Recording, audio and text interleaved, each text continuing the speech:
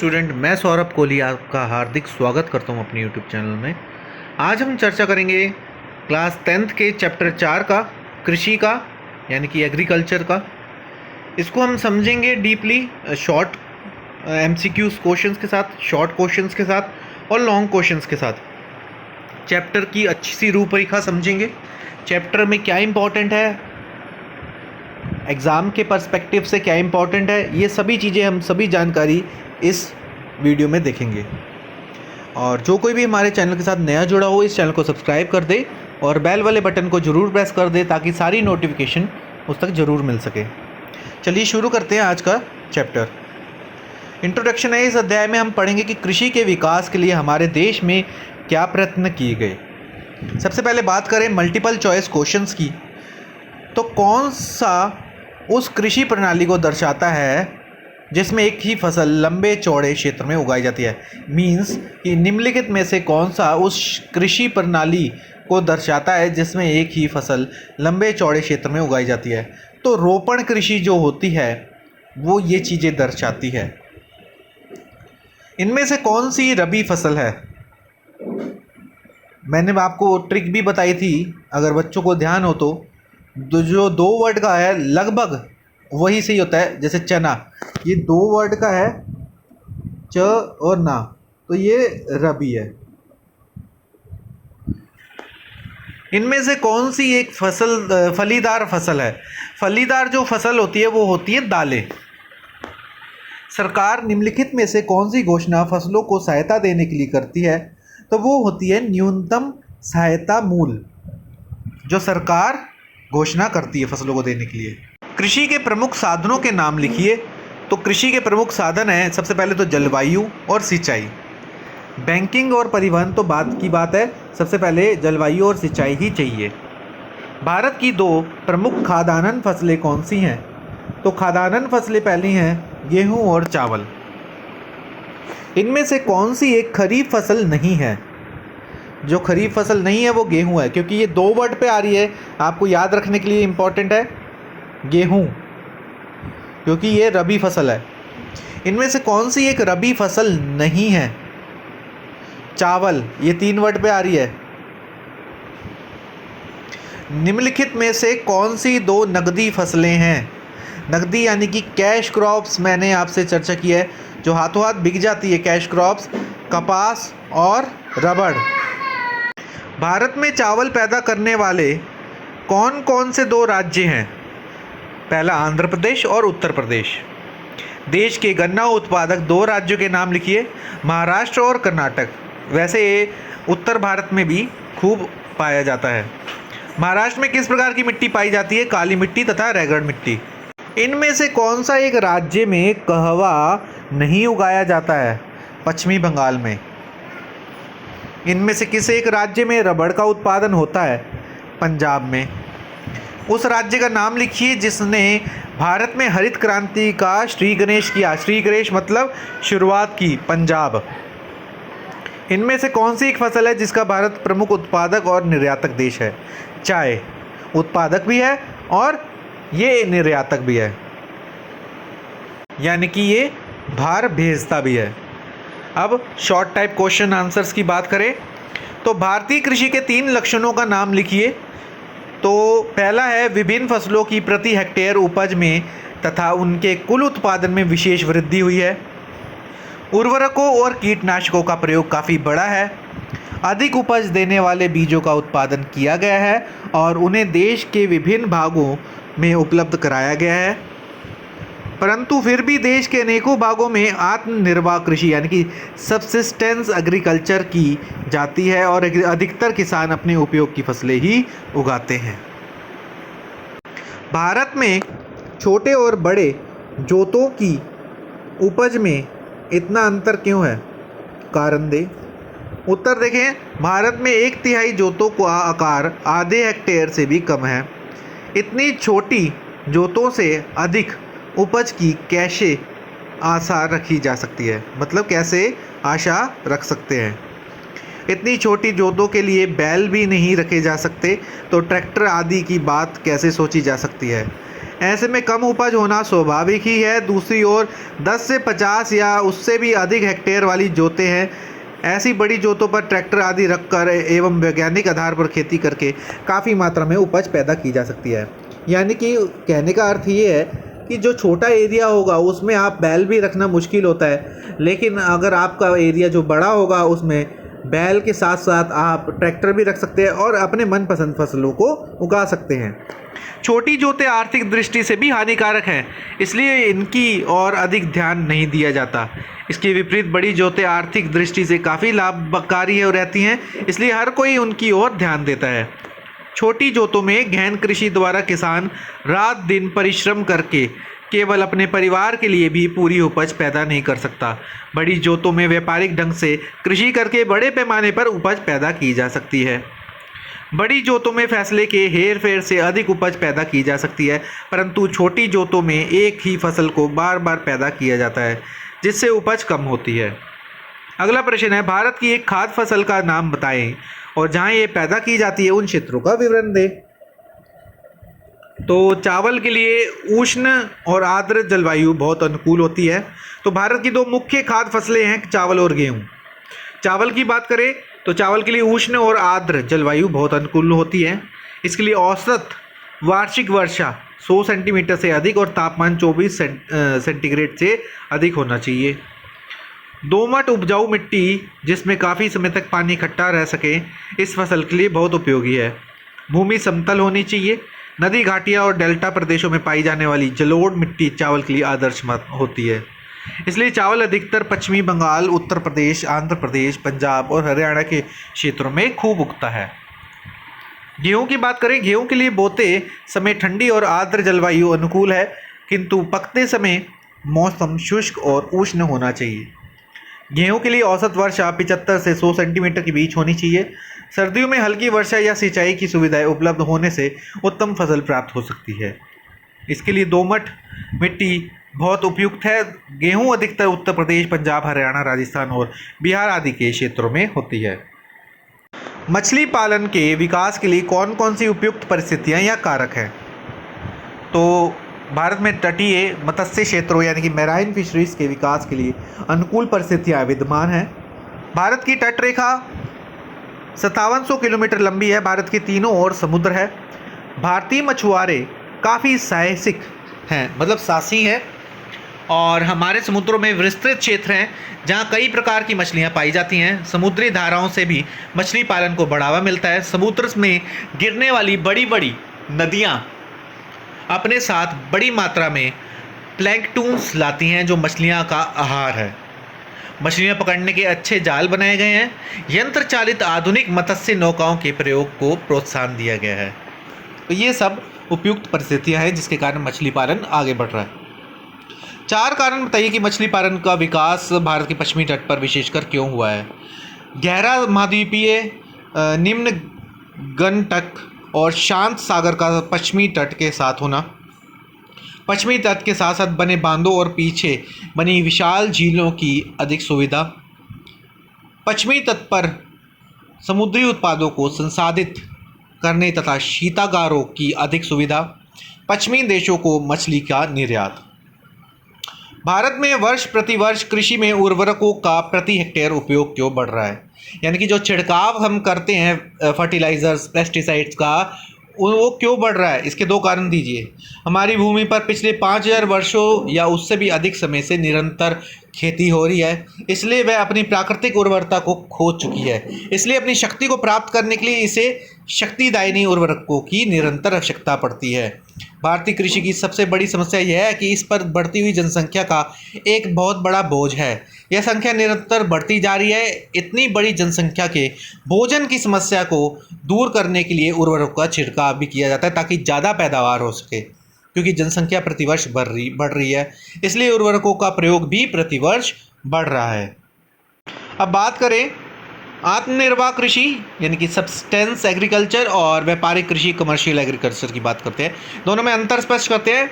आत्मनिर्वाह कृषि से हमारा भाव ऐसी कृषि से है जिसके अंतर्गत पैदा की गई सारी उपज का किसानों के वंश के लोगों द्वारा उपयोग कर लिया जाता है। ऐसी कृषि में खेत या जोत बहुत छोटे होते हैं, इसलिए किसान केवल अपने तथा परिवार के अन्य सदस्यों के उपभोग के लिए उपज पैदा कर सकता है। बेचने के लिए उसके पास कुछ नहीं बचता। यानी कि आत्मनिर्भर कृषि जो है वो अपने घर के बंदों के लिए यानी कि घरेलू ज़रूरतों के लिए वो करता है। लेकिन व्यापारिक कृषि वो बेचने के पर्पज़ से करता है। व्यापारिक कृषि में हमारा अभिप्राय है ऐसी कृषि से है जिसके अंतर्गत विभिन्न कृषि संबंधी फसलों का उत्पादन व्यापार की दृष्टि से किया जाता है तथा उत्पादित वस्तुओं का बड़ी मात्रा में व्यापार किया जाता है। विभिन्न वैज्ञानिक ढंग अपनाकर तथा उन्नत तकनीक अपनाकर किसानों ने अपनी उपज बहुत बढ़ा ली है। अब चावल, गेहूं, गन्ना, कपास आदि की इतनी बड़ी मात्रा में खेती होने लगी है कि किसान उनको व्यापारिक दृष्टि से बेच सकता है। अंत व्यापारिक कृषि अपनी प्रकृति और उत्पादन करने के उद्देश्यों में आत्मनिर्भर कृषि से लगभग विपरीत होती है। 1947 के देश विभाजन का पटसन उद्योग पर क्या प्रभाव पड़ा? पटसन यानी कि दालें। पटसन का सुनहरा रेशा कहा जाता है। इस उद्योग से भारत को विभाजन से भी पूर्व काफ़ी विदेशी मुद्रा प्राप्त होती रही है, विशेषकर प्रथम और दूसरे विश्व युद्ध के काल में। परंतु 1947 में देश के विभाजन से भारत के पटसन उद्योग को बड़ा धक्का लगा। जबकि पटसन की बहुत सी मिलें तो भारत में रही, परंतु पटसन पैदा करने वाली बहुत सा इलाका कोई 3/4 पूर्वी पाकिस्तान या आधुनिक बांग्लादेश में चला गया। कच्चे पटसन के बिना भारत का पटसन उद्योग भी डामाडोल होने लगा।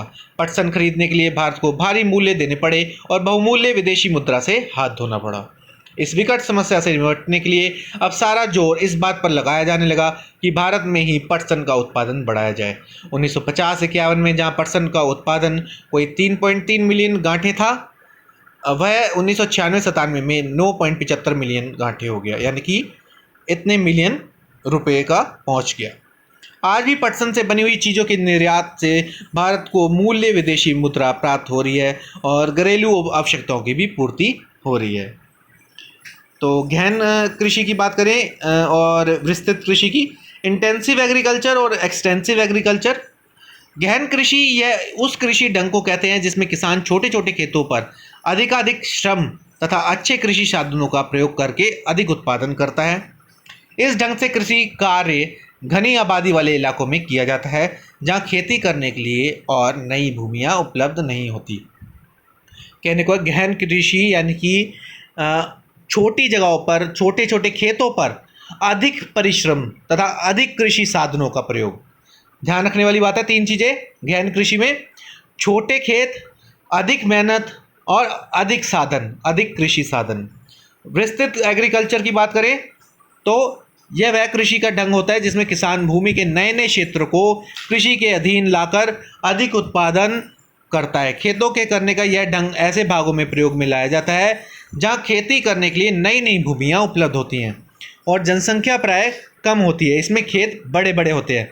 गहन कृषि में खेत छोटे होते हैं और जो कृषि साधन है वो भी अधिक लगता है आपका, और विस्तृत में उल्टा होता है।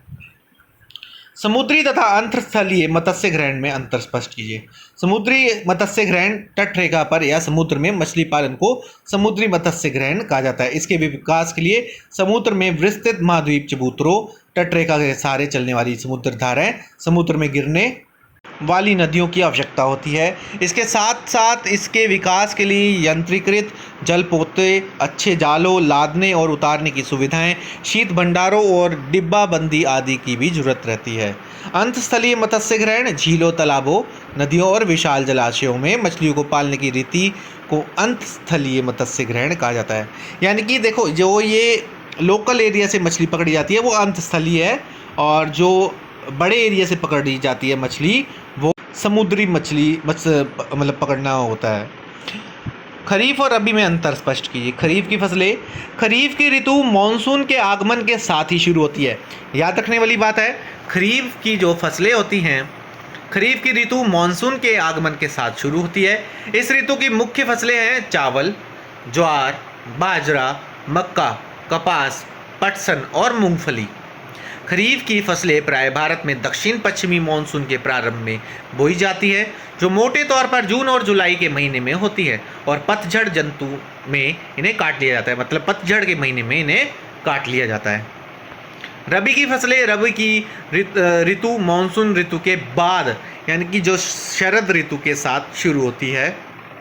जब हल्की हल्की ठंड आने लगती है। इस ऋतु की मुख्य फसलें गेहूँ, जौ, चना, सरसों और अलसी जैसे तेल निकालने के बीज। भारत में रबी की फसलें शरद ऋतु में बोई जाती हैं और वसंत ऋतु यानी कि मार्च अप्रैल में काटी जाती हैं। तो ये था आसान सा खरीफ और रबी के बारे में विवरण। रोपण कृषि क्या है, इसके 4 मुख्य लक्षण। इस प्रकार की कृषि में केवल एक ही फसल की उपज इतनी बड़ी मात्रा में होती है जैसे कि किसी कारखाने में माल तैयार हो रहा है। दूसरा, इस प्रकार की कृषि में बड़ी अधिक मात्रा में धन की आवश्यकता पड़ती है क्योंकि यह कृषि छोटे पैमाने पर नहीं हो सकती। साथ ही नए वैज्ञानिक औजारों और मशीनों की आवश्यकता पड़ती है जिन पर अधिक खर्च आता है। इसमें अनेक मजदूरों की आवश्यकता पड़ती है जो एक लंबे समय के लिए वहां स्थायी रूप से ठहरने के लिए तैयार हों। इस प्रकार की कृषि क्योंकि एक बड़े विस्तृत क्षेत्र में होती है इसलिए परिवहन के विभिन्न साधनों की बड़ी आवश्यकता पड़ती है। रोपण कृषि की बात करें, मुख्य लक्षण केवल चाय बागान पर ही क्यों लागू होते हैं। बागानों पर अंग्रेजों ने एक बड़े पैमाने पर पहली खेती आरंभ कर रखी थी, इसलिए भारतीयों को सभी सामान बनाया मिल गया। वैसे भी चाय की उपज के लिए जलवायु और उपयुक्त स्थान भारत में एक बड़ी मात्रा में मिल जाते हैं, इसलिए भी बड़े पैमाने पर चाय की खेती संभव हो पाई। उस समय चाय की उपज में भारत का मुकाबला करने वाले कम देश ही हैं, जबकि कहवा और कोको की उपज में अनेक देश भारत से कई आगे हैं, जैसे ब्राज़ील। वैश्वीकरण ग्लोबलाइजेशन से आपका क्या तात्पर्य है, इसके विकास के मुख्य कारक कौन कौन से थे। साधारण शब्दों में वैश्वीकरण का यह अभिप्राय है कि विश्व के विभिन्न देशों का आर्थिक, सामाजिक, सांस्कृतिक और तकनीक क्षेत्र में एक दूसरे के निकट आ जाना।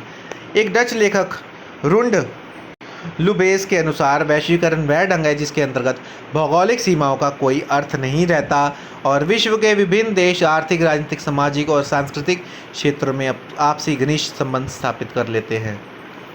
वास्तव में वैश्वीकरण का प्रारंभ 16वीं शताब्दी में ही शुरू हो चुका था, जब अनेक नई भौगोलिक खोजें होनी शुरू हो गई थी और दिशा सूचक यंत्र जैसी उपयोगिक वैज्ञानिक यंत्रों का आविष्कार हो चुका था। फिर क्या था, नए नए देश खोजते चले गए और उनका आपसी व्यापार बढ़ता चला गया। अब नए नए डाक तार, इंटरनेट जैसी आविष्कारों के कारण विश्व एक इकाई बन गया है और वैश्वीकरण का विस्तार होता चला गया है। अगला प्रश्न है, भारतीय अर्थव्यवस्था में कृषि का क्या महत्व है। अथवा में प्रश्न आ सकता है, कृषि को भारतीय अर्थव्यवस्था का मुख्य आधार क्यों कहा गया है। इसका उत्तर है, पहला पॉइंट, भारत एक कृषि प्रधान देश है। जो भारत की लगभग 70% जनसंख्या आज भी कृषि के कार्यों में लगी हुई है। दूसरा, कृषि में भारत की विशाल जनसंख्या को भोजन प्राप्त होता है। तीसरा, इससे कृषि पर निर्भर उद्योगों को कच्चा माल मिलता है। चौथा, हमारी कुल राष्ट्रीय आय का लगभग 45% भाग कृषि, वन और मछली पालन से प्राप्त होता है। पांचवा, हमारे देश का औद्योगिक ढांचा हमारी खेती के विशाल आधार पर निर्मित किया गया है। कृषि पर आधारित उद्योग रोजगार के अवसर प्रदान करते हैं, विशेषकर ग्रामीण क्षेत्र में। छठा, विदेशी मुद्रा कमाने के लिए यह भी एक बड़ा स्रोत है। डेयरी उद्योग या श्वेत क्रांति से आप क्या समझते हैं, भारत में इसके विस्तार की क्या आवश्यकता है। ऑपरेशन फ्लड या श्वेत क्रांति से हमारा अभिप्राय दूध की उपज से आशातीत प्रगति करने से है ताकि दूध की नदियां वाली पुरानी कहावत सत्य सिद्ध हो सके।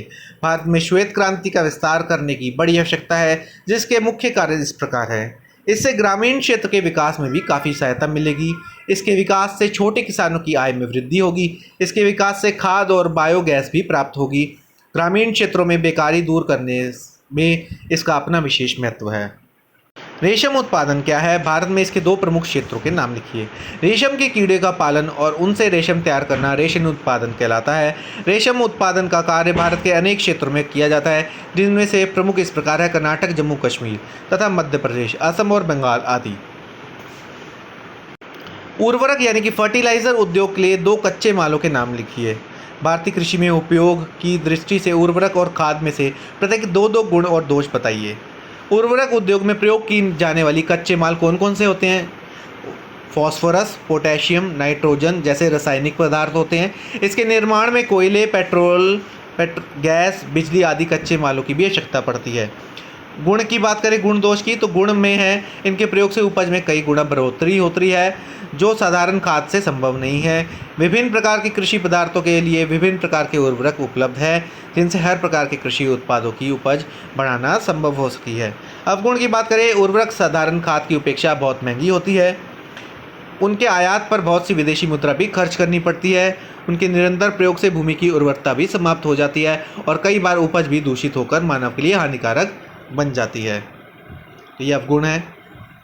और खाद के गुण और दोष बात करें तो गुण है ये ग्रामीण क्षेत्रों में आसानी से उपलब्ध है और इस पर इतना खर्च नहीं होता। इसके प्रयोग से ना भूमि की कोई हानि होती है और ना ही उपज दूषित होती है। दोष क्या है इसके, यदि खेती की पैदावार को अत्यधिक बढ़ाना हो तो ये खाद से संभव नहीं हो सकता। खाद के लिए पशुओं के गोबर की आवश्यकता होती है परंतु बहुत सा गोबर उपले बनाकर जलाने में व्यर्थ हो जाता है। अब बात करें फसलों की और उनके प्रदेश। गेहूं आप देख सकते हैं उत्तर प्रदेश, पंजाब, हरियाणा, राजस्थान। चावल पश्चिम बंगाल, उत्तर प्रदेश, आंध्र प्रदेश। मक्का उत्तर प्रदेश, बिहार, राजस्थान। ज्वार, जौ, तिलहन, तंबाकू, गन्ना, चाय, कहवा, वो उनके सामने फसलें हैं और एक तरफ है प्रदेश जहाँ पर ये विशेष रूप से उगाई जाती हैं। पटसन, रेशम, रबड़। फसल का नाम, बुआई। जलवायु, कितनी जलवायु चाहिए, कितने सेंटीग्रेड चाहिए। चावल के लिए कितना आपको जलवायु चाहिए, कितनी बारिश चाहिए। मक्का के लिए, ज्वार के लिए, तिलहन के लिए, जौ के लिए। और इस तरफ तंबाकू, गन्ना, चाय, कॉफ़ी, कपास, पटसन, कच्ची रेशम, रबड़, गरम मसाले। भारतीय कृषि की पिछड़ी दशा का मुख्य कारण बताइए। भूमि की उपजाऊ शक्ति में कमी होना, मृदा का अपरदन या भूमि कटाव, छोटी अलाभकारी खेत और खेतों का उपविभाजन, खेतों के पुराने ढंग का उपकरण, यानी कि पुराने ढंग के अभी भी उपकरण हैं।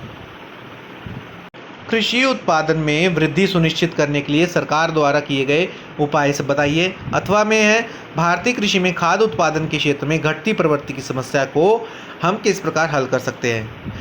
तेजी से बढ़ती हुई जनसंख्या को पर्याप्त भोजन प्रदान करने के लिए भारतीय कृषि में अनेक सुधार लाए जा सकते हैं। विशेषकर केंद्र तथा राज्य सरकारें इस दिशा में बड़ा महत्वपूर्ण कार्य कर सकती हैं और कर रही हैं। जैसे प्रमुख सिंचाई परियोजनाओं का निर्माण, खाद और उर्वरकों के प्रयोग का प्रोत्साहन, नई अधिक उपज वाले बीजों का विकास, कीड़े मकोड़े फसलों और बीमारियों तथा टिड्डी दलों का रोकथाम, खेतों में आधुनिक उपकरणों का प्रयोग।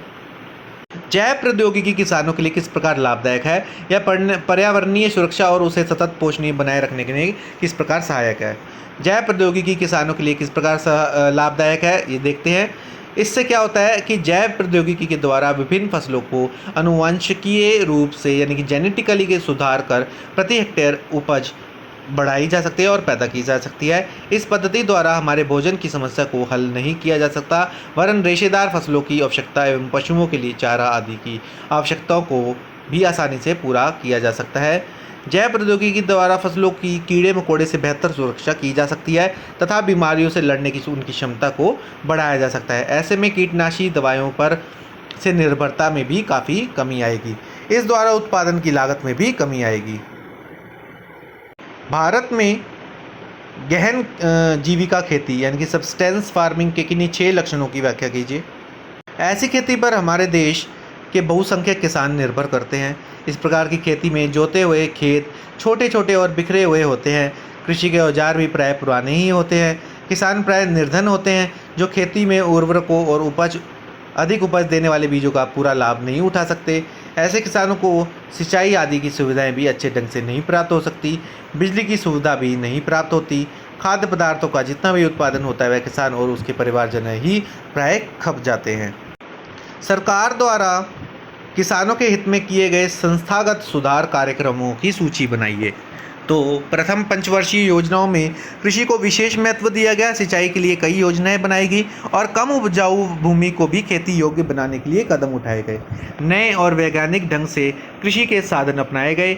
नए और अधिक उपज देने वाले बीज तैयार किए गए। किसानों को खाद इस्तेमाल करने के लिए प्रोत्साहित किया गया जो उन्हें कम कीमत पर देने का प्रबंध किया गया। इन सब उपायों के फलस्वरूप ही छठे दशक में कृषि में एक महान क्रांति हुई और कृषि वस्तुओं का उत्पादन तेजी से बढ़ा। विशेष रूप से गेहूं और चावल आदि खाद्यान्नों के उत्पादन में पंजाब और हरियाणा के राज्यों में रिकॉर्ड वृद्धि हुई।